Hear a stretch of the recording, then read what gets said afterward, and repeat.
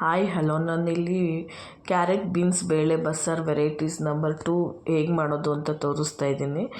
Beginners ಯಾರು ಇದ್ದರೆ simple and ಈಸಿಯಾಗಿ ಮಾಡ್ಕೊಬೋದು. ವೆರಿ ಟೇಸ್ಟಿಯಾಗಿರುತ್ತೆ. ಒಂದ್ಸಲ ಟ್ರೈ ಮಾಡಿ. ಪಲ್ಯ ಸಪ್ರೇಟ್, ಸಾಂಬಾರು ಸಪ್ರೇಟ್ ಇರೋದ್ರಿಂದ ಇದಕ್ಕೆ ಬಸ್ಸಾರು ಅಂತ ಕರೀತಾರೆ.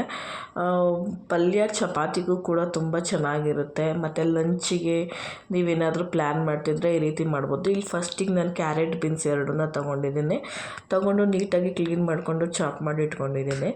ನೀಟಾಗಿ ಚಾಪ್ ಮಾಡಿ ಇಟ್ಕೊಂಡಾದ್ಮೇಲೆ ಇದಕ್ಕೆ ನಾನು ಯೂಸ್ ಮಾಡಿರೋಂಥ ವೆಜಿಟೇಬಲ್ಸ್ನ ತೋರಿಸ್ತಾ ಇದ್ದೀನಿ. ಇಲ್ಲಿ 1 ಟೊಮೊಟೊ ತೊಗೊಂಡಿದ್ದೀನಿ, ಮತ್ತು ಸಣ್ಣದು 2 ಈರುಳ್ಳಿ ತೊಗೊಂಡಿದ್ದೀನಿ. ದೊಡ್ಡದಾದರೆ ಒಂದೇ ಈರುಳ್ಳಿ ಸಾಕು. ಮತ್ತು ತೊಗರಿಬೇಳೆ ವಾಶ್ ಮಾಡಿ ತೊಗೊಂಡಿದ್ದೀನಿ. ಮತ್ತು ಇಲ್ಲಿ ತೋರಿಸಿ ದೊಡ್ಡ ಗೆಡ್ಡೆ ಆದರೆ ಒಂದೇ ಬೆಳ್ಳುಳ್ಳಿ ಸಾಕು. ಇಲ್ಲಿ ಸಣ್ಣಗೆ 2 ಗೆಡ್ಡೆ ಬೆಳ್ಳುಳ್ಳಿ ತೊಗೊಂಡಿದ್ದೀನಿ.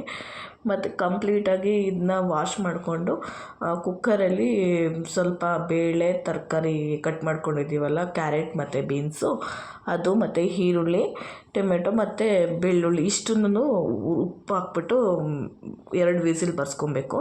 ಅದು 2 ವಿಸಿಲ್ ಬರೋಷ್ಟರಲ್ಲಿ ಒಂದು ಪ್ಯಾನಿಗೆ ಎಣ್ಣೆ, ಜೀರಿಗೆ, ಮೆಣಸು ಅಷ್ಟೇ ನಾನು ಇಲ್ಲಿ ಹಾಕ್ಕೊಂಡಿರೋದು. ಮತ್ತು ಖಾರದ ಮೆಣಸಿನ್ಕಾಯಿ ಮತ್ತು ಬ್ಯಾಡಗಿ ಮೆಣಸಿನ್ಕಾಯಿ ಎಣ್ಣೆಯಲ್ಲಿ ನೀಟಾಗಿ ಫ್ರೈ ಮಾಡ್ಕೊಳ್ಳಿ. ಸೀಸ್ಕೊಂಬೇಡಿ, ಕಮ್ಮಿ ಉರಿಲಿ ಇಟ್ಕೊಂಡೆ ನೀಟಾಗಿ ಫ್ರೈ ಆದಮೇಲೆ ಕಂಪ್ಲೀಟ್ ಕೂಲ್ ಆಗೋಗಿ ಬಿಡಿ ಅದನ್ನು.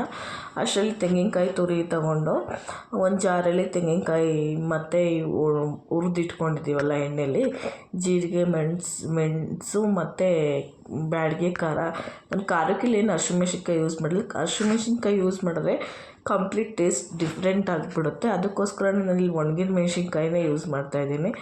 ಕಂಪ್ಲೀಟಾಗಿ ಇದನ್ನು ಜಾರೊಳಗಡೆ ಟ್ರಾನ್ಸ್ಫರ್ ಮಾಡಿಕೊಂಡು ಗ್ರೈಂಡ್ ಮಾಡ್ಕೊಳ್ಳಿ. ನೆಕ್ಸ್ಟು ಕೊತ್ತಂಬರಿ ಸೊಪ್ಪು ಮತ್ತು ಸ್ವಲ್ಪ ಹುಣಸೆಹಣ್ಣು ಹಾಕಿ ನೀಟಾಗಿ ಗ್ರೈಂಡ್ ಮಾಡಿಕೊಂಡು ಕುಕ್ಕರ್ ವಿಸಿಲ್ ಹೋದಾದ್ಮೇಲೆ 1 ಸ್ಪೂನಷ್ಟು ಬೇಳೆ ತೊಗೊಳ್ಳಿ ಸಪ್ರೇಟ್ ಮಾಡಿಕೊಂಡು.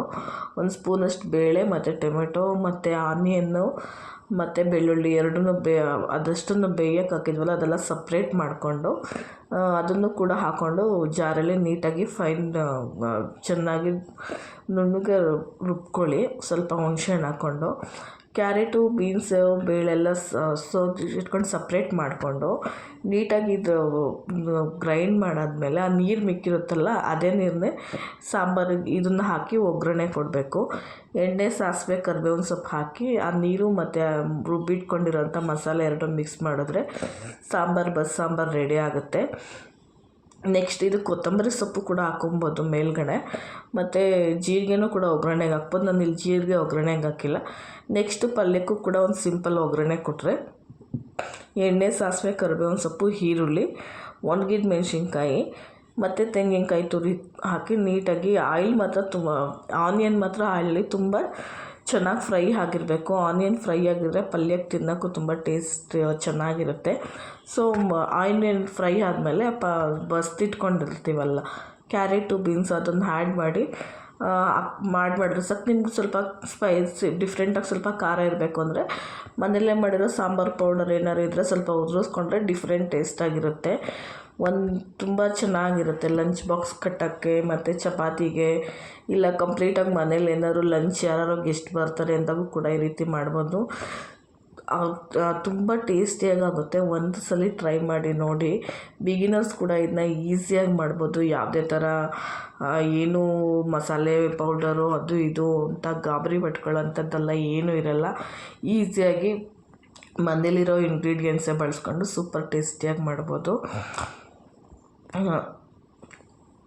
ಒಂದ್ಸಲ ಟ್ರೈ ಮಾಡಿ. Thank you.